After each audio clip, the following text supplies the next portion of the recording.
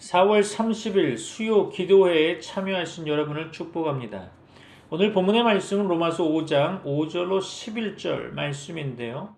의롭다 하심의 결과라는 제목으로 하나님의 말씀을 선포하고자 합니다. 오늘 본문의 말씀 로마서 5장 5절로 11절 말씀 제가 받도록 봉독하겠습니다. 로마서 5장 5절로 11절입니다. 소망이 우리를 부끄럽게 하지 아니함은 우리에게 주신 성령으로 말미암아 하나님의 사랑이 우리 마음에 부은 바 됨이니 우리가 아직 연약할 때에 기약대로 그리스도께서 경건하지 않은 자를 위하여 죽으셨도다. 의인을 위하여 죽는 자가 쉽지 않고 선인을 위하여 용감히 죽는 자가 혹 있거니와 우리가 아직 죄인 되었을 때에 그리스도께서 우리를 위하여 죽으심으로 하나님께서 우리에 대한 자기의 사랑을 확증하셨느니라. 그러면 이제 우리가 그의 피로 말미암아 의롭다 하심을 받았으니 더욱 그로 말미암아 진노하심에서 구원을 받을 것이니 곧 우리가 원수 되었을 때에 그의 아들의 죽으심으로 말미암아 하나님과 화목하게 되었은즉 화목하게 된 자로서는 더욱 그의 살아나심으로 말미암아 구원을 받을 것이니라. 그뿐 아니라 이제 우리로 화목하게 하신 우리 주 예수 그리스도로 말미암아 하나님 안에서 또한 즐거워하느니라. 아멘. 성도들이 예수 그리스도로 말미암아 가지게 된 하나님께 대한 소망은 반드시 성취됩니다. 이 소망의 근거는 성령으로 말미암아 우리에게 부어주신 하나님의 사랑입니다. 이 사랑은 삼위일체 하나님이 우리에게 쏟아부으신 사랑이죠. 오늘 본문에서도 등장하는 표현을 말씀드리기 위해 한 가지 질문을 던져보려고 합니다. 하나님은 언제 우리를 사랑하셨습니까? 오늘 본문 6절, 8절, 10절 말씀을 근거로 답을 드린다면 우리가 아직 연약할 때 하나님은 우리를 사랑하셨습니다. 우리가 아직 죄인 되었을 때 하나님은 우리를 사랑하셨죠. 우리가 하나님과 원수 되었을 때 하나님은 우리를 구원하셨습니다. 본문 6절이죠. 우리가 아직 연약할 때 기약대로 그리스도께서 경건하지 않은 자를 위하여 죽으셨도다. 그렇죠. 본문 8절이죠. 우리가 아직 죄인 되었을 때 그리스도께서 우리를 위하여 죽으심으로 하나님께서 우리에 대한 자기의 사랑을 확증하셨느니라. 그렇죠. 본문 10절입니다. 곧 우리가 원수 되었을 때 그의 아들의 죽으심으로 말미암아 하나님과 화목하게 되었은즉 화목하게 된 죄로서는 더욱 그의 살아나심으로 말미암아 구원을 받을 것이니라. 아멘. 그러므로 우리의 소망은 확실합니다. 우리의 구원은 결코 흔들리는 법이 없겠죠. 본문 5절에서 성도의 소망은 헛되지 않습니다. 그것은 우리를 부끄럽게 하는 헛된 꿈이 아닙니다. 성도의 소망이 확실한 까닭은 하나님께서 우리에게 주신 성령님으로 말미암아 하나님의 사랑이 우리 마음에 부은 바 되었기 때문이죠. 성령께서 우리의 마음속에 오심은 하나님의 사랑이 우리의 마음에 부어진 것과 같은 것입니다. 우리의 마음속에 오셔서 영원히 거하시는 성령님께서 하나님께서 우리를 사랑하셨다는 표시이며 확증이십니다. 6절로 8절 말씀 가운데 우리가 불경건과 죄 가운데서 연약했을 때 예수 그리스도께서 우리를 위해 죽으셨다는 사실은 하나님의 사랑을 확증하는 것입니다. 그러므로 예수 그리스도의 속죄의 복음을 믿고 성령님을 받은 것은 하나님의 사랑이 우리 마음에 부어진 것이며 그 사랑을 체험한 것입니다. 우리가 죄인이었을 때 예수 그리스도께서 우리를 위해 죽으셨다는 것은 얼마나 큰 사랑의 표현인지 인간은 감히 상상할 수 없을 것입니다. 본문에서 언급한 그 선인은 앞서 말한 바와 같이 의인을 가리키는 것으로 보여집니다. 죄인들을 위한 예수 그리스도의 속죄적 죽음은 하나님의 크신 사랑의 확증이었던 거죠. 참고로 요한복음 3장 16절 복음의 핵심 구절이죠. 하나님이 세상을 이처럼 사랑하사 독생자를 주셨으니 이는 그를 믿는 자마다 멸망하지 않고 영생을 얻게 하려 하심이라. 아멘. 그렇습니다. 참고로 한 구절 더 볼까요? 요한일서 4장 9절로 10절입니다. 하나님의 사랑이 우리에게 이렇게 나타난 바 되었으니 하나님이 자기의 독생자를 세상에 보내심은 그로 말미암아 우리를 살리려 하심이라. 사랑은 여기 있으니 우리가 하나님을 사랑한 것이 아니요 하나님이 우리를 사랑하사 우리 죄를 속하기 위하여 화목제물로 그 아들을 보내셨습니다. 아멘. 그렇습니다. 본문 9절로 11절 말씀 가운데 의롭다 하심을 얻은 성도는 장차 하나님의 진노와 심판으로부터 확실히 구원을 얻을 것입니다. 이 구원의 확신은 성도의 기쁨의 근거가 되는 거죠. 성도가 장래의 구원을 확신하지 못한다면 결코 기뻐할 수 없을 것이며 고난 중에는 더욱더 그러할 것입니다. 그러나 이제 성도는 미래의 구원을 확신함으로 고난 중에도 즐거워하는 것입니다. 이와 같이 죄인들이 예수 그리스도의 속죄 사역에 근거하여 의롭다 하심을 얻은 것은 하나님과의 화목을 가져오고 그의 마지막 진노의 심판으로부터의 구원을 보증하는 것입니다. 성도는 영광의 천국을 확신할 수 있을 것입니다. 사도 바울은 또 오늘 본문 마지막 구절에서 그뿐 아니라 이제 우리로 화목하게 하신 우리 주 예수 그리스도로 말미암아 하나님 안에서 또한 즐거워하느니라 라고 말하고 있죠. 의롭다 하심의 결과는 참으로 놀랍습니다. 예수 그리스도의 구속으로 말미암아 의롭다 하심을 얻은 성도는 하나님과의 화목을 누릴 뿐 아니라 또한 미래의 구원의 확실한 보증과 확신 속에서 하나님의 영광을 바라고 즐거워합니다. 성도는 이 세상에서 하나님과 교제하고 동행하며 천국을 확신하고 소망하며 또한 항상 기뻐하고 즐거워하며 살아가야 할 것입니다. 본문의 말씀을 다시 한번 읽어가면서 좀 더 세밀하게 살펴보고자 합니다. 본문 말씀 로마서 5장 5절입니다. 소망이 우리를 부끄럽게 하지 아니함은 우리에게 주신 성령으로 말미암아 하나님의 사랑이 우리 마음에 부은 바 됨이니. 그렇죠. 우리에게 주신 성령으로 말미암아. 바울은 연단을 통해 이루어진 소망이 부끄럽게 하지 않는 근거를 설명하기 시작합니다. 그것은 무엇보다 먼저 성도 가운데 계시며 역사하시는 성령 때문인 거죠.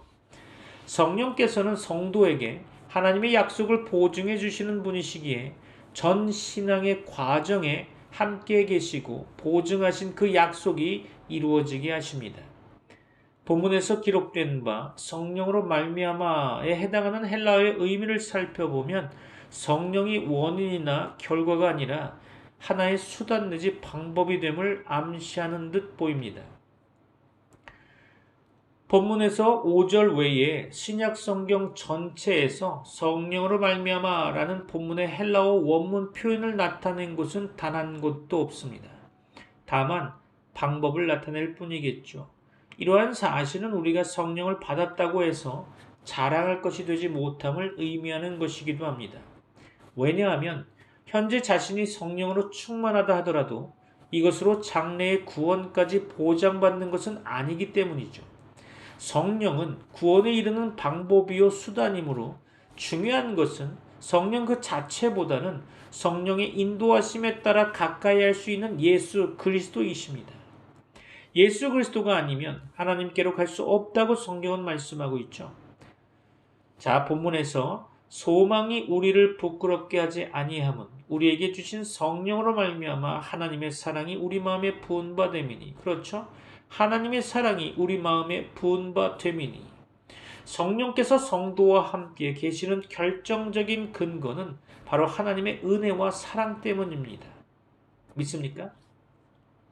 따라서 성령께서 우리 가운데 계심은 하나님의 사랑이 성도를 향해 불붙듯이 부어지고 있다는 증거이기도 합니다. 이러한 사실을 근거로 바울은 로마서 8장 39절에서 다른 아무 피조물이라도 우리를 우리 주 예수 그리스도 안에 있는 하나님의 사랑에서 끊을 수 없느니라 라고 선포할 수 있었던 거죠. 본절 5절에 부은 바 데미니에 해당하는 헬라어의 의미는 쏟아 부은 바 되었다라는 의미를 가지고 있는데요. 여기서 하나님의 사랑이 액체처럼 쏟아 부어졌다는 점에 주목할 필요가 있겠죠. 하나님의 사랑은 충분히 넘치게 부어졌을 뿐만 아니라 모이는 물처럼 구체적이고 실제적으로 성도들에게 베풀어졌다는 것입니다. 바울 사도는 하나님의 사랑을 언급하면서 그 사랑의 표현에 있어 가장 절정에 이른 예수 그리스도의 십자가 사건을 염두에 두었을 것입니다. 오늘 본문 로마서 5장 6절 말씀 다시 한번 보면 우리가 아직 연약할 때에 기약대로 그리스도께서 경건하지 않은 자를 위하여 죽으셨도다. 그렇죠. 우리가 아직 연약할 때에 바울은 8절에서 우리가 아직 죄인 되었을 때라고 언급함으로써 본절 6절의 의미를 좀 더 보충하면서 더욱 명확하게 해주고 있죠. 사도 바울의 에베소서 2장 3절에서는 전에는 우리도 다 그 가운데서 우리 육체의 욕심을 따라 지내며 육체와 마음에 원하는 것을 하여 다른 이들과 같이 본질상 진노의 자녀이었더니라고 진술하고 있듯이 연약할 때라는 것은 믿음이 약한 때를 가리키는 것이 아니라 하나님을 알지 못하던 시점을 가리킨다고 보여집니다. 이는 연약할 때로 번역된 헬라어의 의미를 살펴볼 때 잘 알 수 있겠죠. 그 의미는 도움을 받을 수 없다, 소망이 없다는 의미를 갖고 있는데요. 참고하시면 좋겠습니다. 이것은 그리스도를 만나기 전에 자연인들은 그 자신이 스스로 구원의 길을 찾을 수 있는 힘이나 소망이 전혀 없다는 사실을 가리켜주는 것입니다. 특히 바울이 우리가 아직 연약하다라는 사실을 말한 것은 우리가 전혀 구원의 소망이나 그 길을 찾을 하등의 힘이 없었음을 표현할 뿐만 아니라 하나님의 사랑이 구체화된 그리스도의 십자가의 대속의 은혜를 받을 만한 자격과 가치가 전혀 없었음을 강조하고자 하는 것이죠. 우리가 아직 연약할 때의 기약대로, 그렇죠. 기약대로. 이에 해당하는 헬라어의 의미는 정해진 시기에, 그렇죠? 적절한 때라는 의미를 가지고 있습니다. 이 표현은 하나님의 경륜이 세상 가운데에서 시행될 정확한 시점이 있음을 보여주고 있는 것입니다. 하나님의 구원 계획은 일찍이 구약의 선지자들을 통하여 예언된 바 있거니와 하나님께서 이를 행하실 때에는 막연한 시기에 하는 것이 아니라 만세전에 예정하신 계획에 따라 행하시는 것입니다. 믿습니까? 자, 본절 5절에 기약대로라는 그 단어는 예수 그리스도께서 이 땅에 오신 때가 적절한 시기, 즉 인류에게 가장 소망이 없던 때였음을 의미하고 있는 바, 사건이 이루어진 때의 중요성을 강조함과 더불어 배후에 역사하시는 하나님의 우주적인 계획의 중요성을 강조하고 있는 것입니다. 구약 성경에 예언된 그리스도께서 기약대로 이 땅에 오셨듯이 재림도 기약대로 이루어질 것입니다. 믿습니까? 아멘이시죠. 실로 하나님은 역사의 주관자로서 당신의 영원하신 계획대로 인류와 우주의 역사를 다스리시며 성도들에게 약속하신 바를 반드시 성취하시는 분이십니다. 믿습니까? 본문 로마서 5장 6절에서 언급된 바 우리가 아직 연약할 때의 기약대로 그리스도께서 경건하지 않은 자를 위하여 죽으셨도다. 그렇죠? 경건하지 않은 자를 위하여.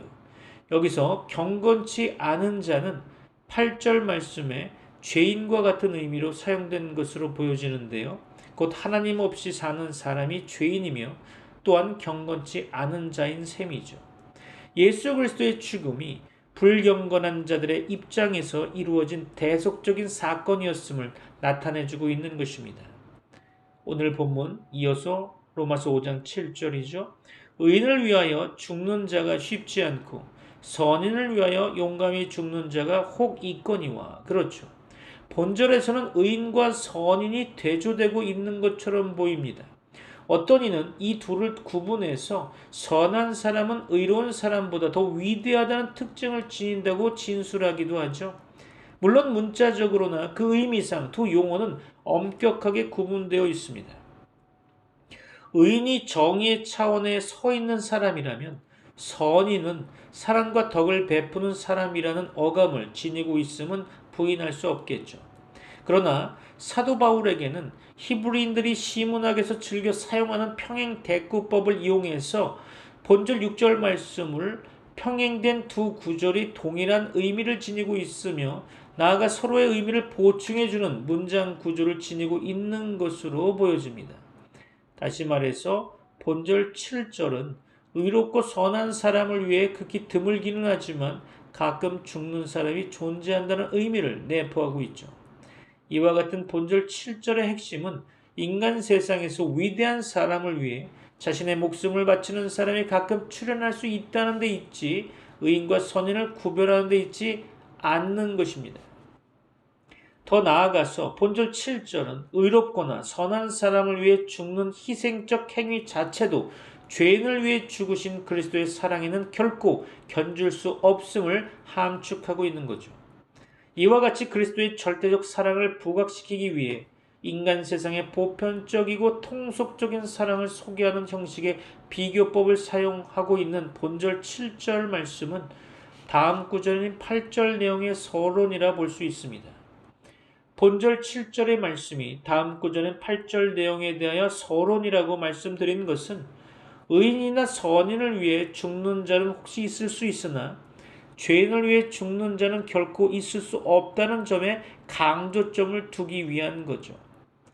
결국 본절 7절에서는 그리스도의 사랑의 절대적 우위성을 강조할 뿐만 아니라 하나님의 사랑을 받기에는 너무나도 무가치하고 자격이 없는 인간의 본질적 양상을 드러내고 있는 것입니다.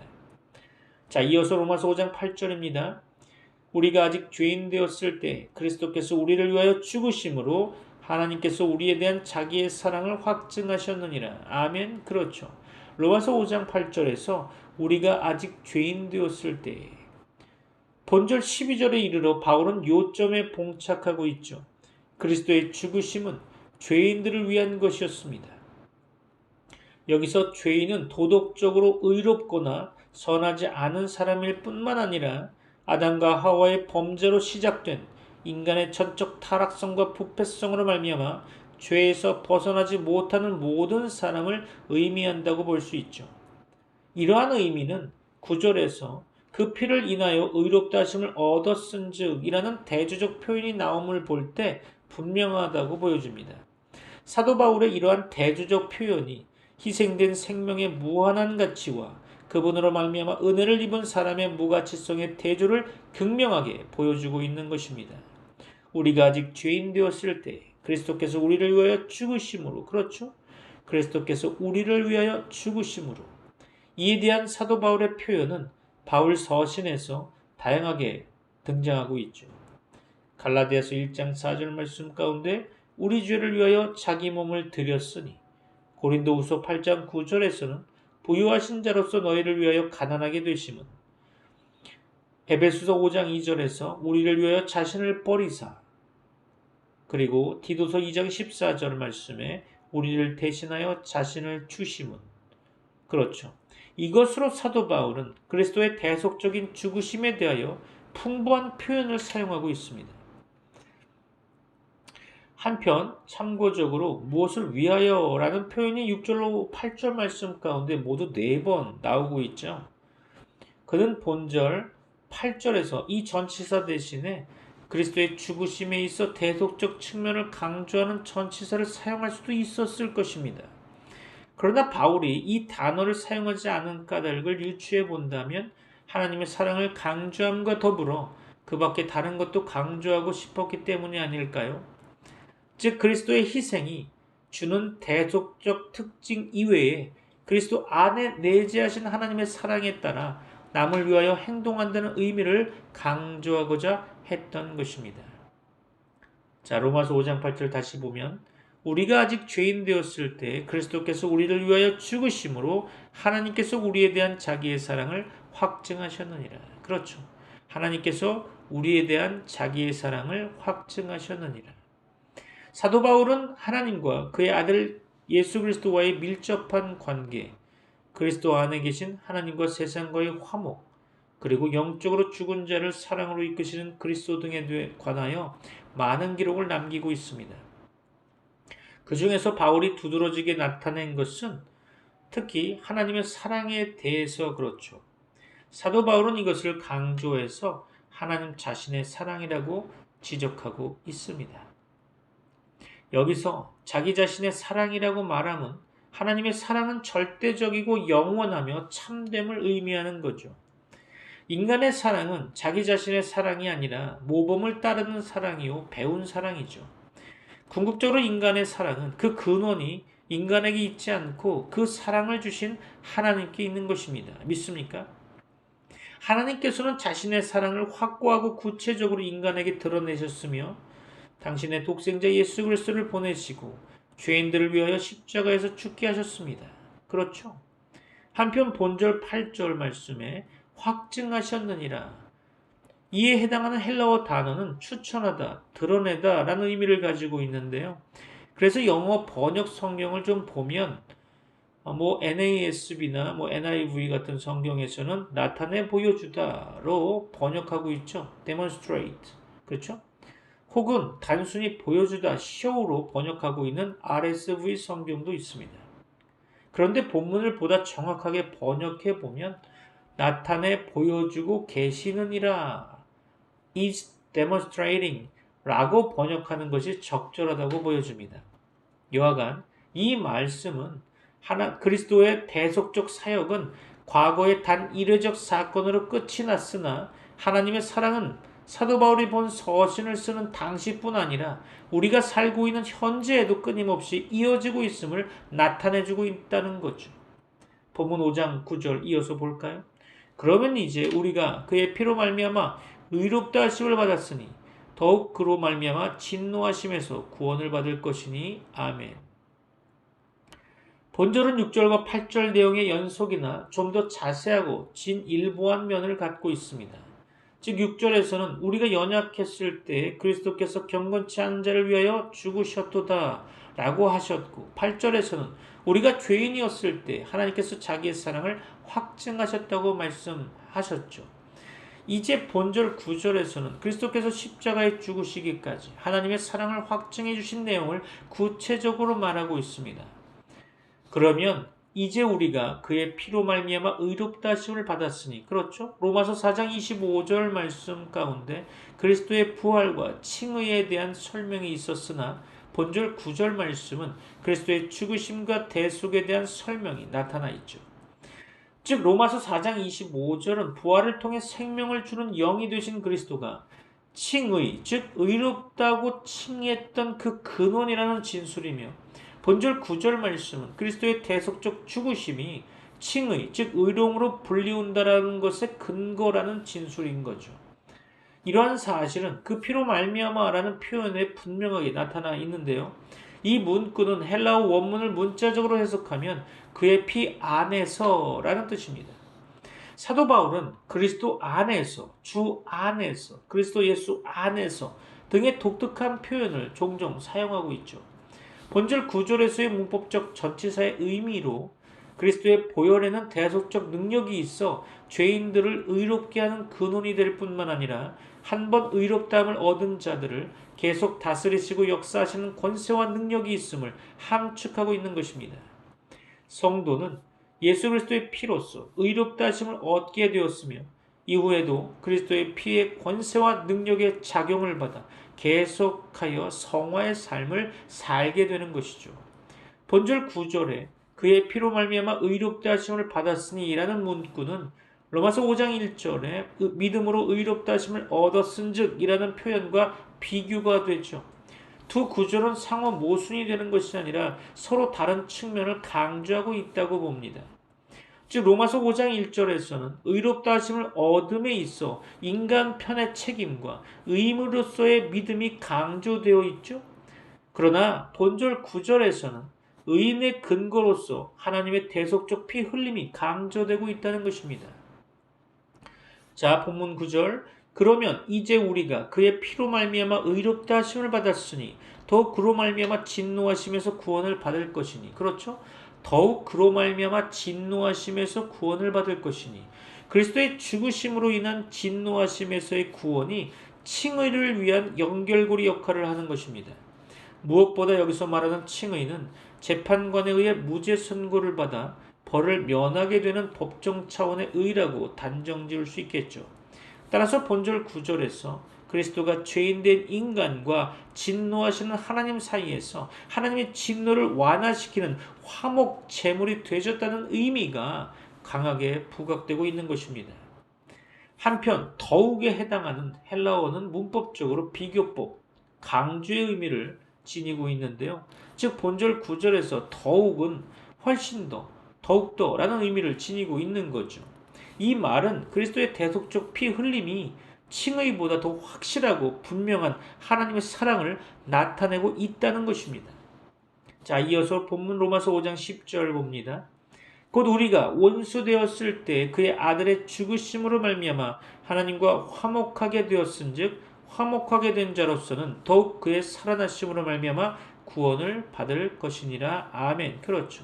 곧 우리가 원수 되었을 때에, 이 표현은 우리가 연약할 때 6절에서 보았죠. 또 8절에서는 우리가 죄인 되었을 때 라는 의미보다는 인간이 하나님을 떠나 있을 때에 형성되는 하나님과의 단절된 관계를 보다 명확하고 적극적으로 보여주고 있는 표현이죠. 그런데 여기서 중심을 이루는 단어 원수에 대해서는 두 가지 견해가 있습니다. 즉 하나님을 향해 적개심을 갖고 있는 사람이라는 능동적 의미의 견해와 하나님이 원수로 여기는 사람이라는 수동적 의미를 갖는 견해가 있다라는 거죠. 두 가지 견해는 서로 상충되는 것이 아니라 모두 어떤 면에서 타당성을 갖는다고 보여지는데요. 그러나 어느 한쪽만을 주장한다면 다른 한 면을 소홀히 하는 자가당착적 문제에 빠지게 된다는 거죠. 다시 말해서 원수를 하나님께 대한 인간의 범죄성의 측면에서만 이해한다면 죄에 대한 하나님의 진노하심을 놓쳐버리게 되고, 또한 원수를 인간의 죄에 대한 하나님의 공의와 진노하심에서만 이해한다면 죄에 대한 인간의 책임을 간과하게 되는 거죠. 이해되십니까? 그러므로 양자의 견해를 모두 포괄해야 할 것입니다. 이러한 사실은 원수 되었을 때에 해당하는 헬라어 원문의 문법적 형태가 능동이나 수동이라는 형태가 아니라 현재 분사로서 다만 어떤 상태나 조건을 나타낼 따름이라는 점에서 분명하게 말씀드릴 수 있습니다. 자, 본문에서 곧 우리가 원수 되었을 때 그의 아들의 죽으심으로 말미암아 하나님과 화목하게 되었은즉, 그렇죠. 그의 아들의 죽으심으로 말미암아 하나님과 화목하게 되었은즉, 하나님과 죄인된 인간이 화목될 수 있었던 근거는 물론 칭의입니다. 의롭다고 여긴다라는 거죠. 이 칭의가 없이는 하나님과 인간의 화목은 있을 수 없는 것입니다. 공의로우시고 거룩하신 하나님께서 죄의 상태에 머무르는 자에게는 진노의 채찍을 내리실 것이나 의롭다 칭함을 받은 자에게는 하나님과 화목한 관계에 들어갈 수 있도록 은혜를 내리실 것입니다. 사도 바울이 이처럼 화목을 강조하는 것은 화목 자체가 하나님의 측량할 수 없는 사랑을 나타내기 때문이겠죠. 사도 바울이 고린도후서 5장 18절에서 언급하기를 하나님께서 성도에게 화목케 하는 직책을 주셨다고 할 때 이 직책이란 물론 죄악된 세상과 하나님을 화목케 하는 제사장적 직분이지만 좀 더 포괄적인 의미로는 하나님의 사랑을 선전하는 직책인 것입니다. 곧 우리가 원수 되었을 때에 그의 아들의 죽으심으로 말미암아 하나님과 화목하게 되었은즉 화목하게 된 자로서는 더욱 그의 살아나심으로 말미암아 구원을 받을 것이니라. 아멘. 그렇죠? 화목하게 된 자로서는 더욱 그의 살아나심으로 말미암아 구원을 받을 것이니라. 앞구절에서 사도 바울은 그리스도의 죽으심과 화목에 대하여 진술한 반면 본 구절에서는 그리스도의 부활과 화목에 대하여 진술하고 있죠. 그러면서 그리스도의 죽음보다 그리스도의 부활이 죄인된 인간의 구원과 화목에 있어서 더욱 확실한 보증이 됨을 역설하고 있습니다. 그 이유가 뭘까요? 그 이유는 첫째로 그의 부활을 통해 예수 그리스도는 자기를 따르는 무리에게 부활을 확증시켜 주셨으며, 둘째로 그의 부활을 통해서 그리스도의 부활 생명이 그를 믿는 성도들에게 공급되므로 성도는 그 생명으로서 하나님의 아들로 인정되고 하나님의 후사가 되기 때문입니다. 이러한 이유로 사도 바울은 고린도전서 15장에서 그리스도의 죽으심보다 부활을 더욱 강조하게 되는 거죠. 자, 본절 10절의 원문 헬라어의 문법적 형태로 보면 하나님과 죄인된 인간과의 화목을 이루는 주체가 하나님이시며 또한 구원을 이루시는 분도 하나님이심을 드러내고 있습니다. 주체가 우리가 아닙니다. 하나님이시죠. 칭의와 화목 그리고 구원은 인간의 공로나 업적과는 상관없이 오직 하나님의 아들의 죽으심과 부활로 말미암은 것입니다. 오늘 본문 마지막 구절로 로마서 5장 11절을 봅니다. 그뿐 아니라 이제 우리로 화목하게 하신 우리 주 예수 그리스도로 말미암아 하나님 안에서 또한 즐거워하느니라. 그렇죠? 이제 우리로 화목하게 하신 우리 주 예수 그리스도로 말미암아 화목하게 하신이란 표현은 지금까지 사도 바울 자신이 설명했던 칭의, 다시 말해서 또한 진노하심에서의 구원, 그리고 구원을 포함하는 의미로 해석해도 별 무리가 없어 보입니다. 중요한 것은 이러한 모든 과정이 예수 그리스도로 말미암아 이루어졌다는 사실입니다. 그뿐 아니라 이제 우리로 화목하게 하신 우리 주 예수 그리스도로 말미암아 하나님 안에서 또한 즐거워하느니라. 아멘. 그렇죠. 하나님 안에서 또한 즐거워하느니라. 여기서 즐거워하느니라. 이 말은 헬라어 원문을 번역해 보면 자랑하면서 즐거워하다라는 의미로 해석될 수 있는데요. 그러면 본절 11절에서 의미하는 즐거움은 구체적으로 어떤 즐거움을 나타내는 것일까요? 이에 대해서 세 가지로 말씀드릴 수 있는데요. 첫째는 구속의 은혜를 입은 자들의 즐거움이죠. 죄로 인해 죽을 수밖에 없었던 자들이 그리스도의 십자가 지심으로 말미암아 믿음으로 의롭다 하심을 얻었고 하나님과 화평을 누리게 되었으며 영생을 소유하게 되었으니 기뻐하고 즐거워하는 것은 당연하다는 것입니다. 자, 둘째로 영원한 소망을 바라는 즐거움이죠.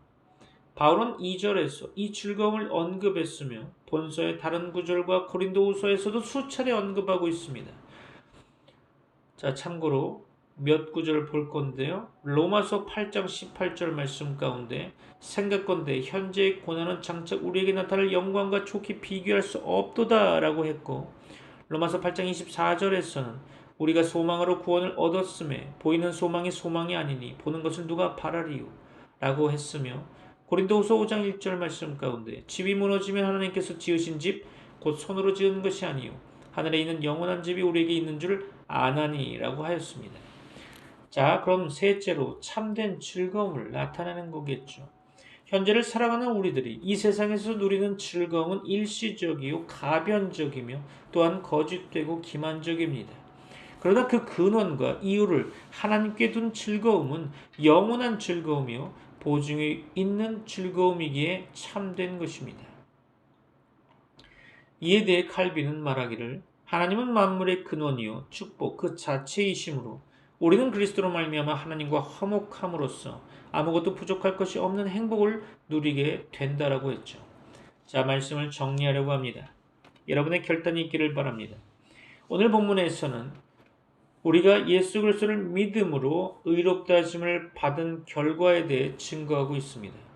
첫째로 의롭다 하심을 얻은 자들은 하나님의 영광을 바라고 즐거워하며 환난 중에도 즐거워해야 할 것입니다. 우리가 천국 소망을 가질 수 있는 것은 바로 칭의 때문이며 환난 중에 즐거워하는 것도 바로 칭의 때문이죠. 둘째로 의롭다 하심을 얻은 자들은 장차 하나님의 진노로부터 구원 얻을 것도 확신해야 할 것입니다. 예수 그리스도의 죽으심은 우리에 대한 하나님의 사랑의 확증이었고 우리가 예수님을 믿고 성령님을 받은 것은 그 사랑이 우리 속에 부어진 것입니다. 의롭다 하심을 얻은 우리는 이제 하나님과 교제하며 하나님의 마지막 진노로부터의 구원도 확신하게 될 것을 믿습니다. 여러분을 축복합니다. 기도하겠습니다. 지금은 우리 주 예수 그리스도의 은혜와 하나님의 사랑과 성령님의 교통하심이 트리니티 미라클 교회 모든 권속들과 세계 교회 위에 이제부터 영원까지 함께 있을지어다. 아멘.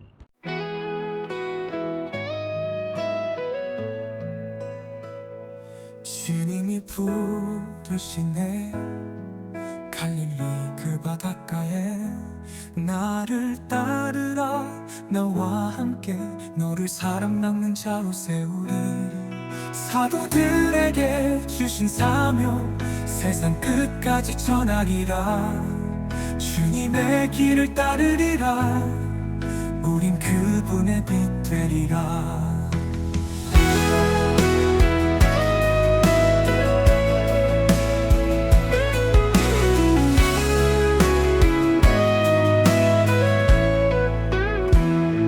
그물을 내려놓고 주님의 부름 따르리. 어둠 속에서 길 잃은 자들 주님의 사랑으로 인도하리. 사도들에게 주신 사명 세상 끝까지 전하리라. 주님의 길을 따르리라. 우린 그분의 빛 되리라. 두려움 없는 그 길 위에 주님의 손이 우리를 인도하리. 믿음으로 나아가리. 영원한 생명 전하리. 사도들에게 주신 사명 세상 끝까지 전하리라. 주님의 길을 따르리라. 우린 그분의 빛 되리라. 우린 그분의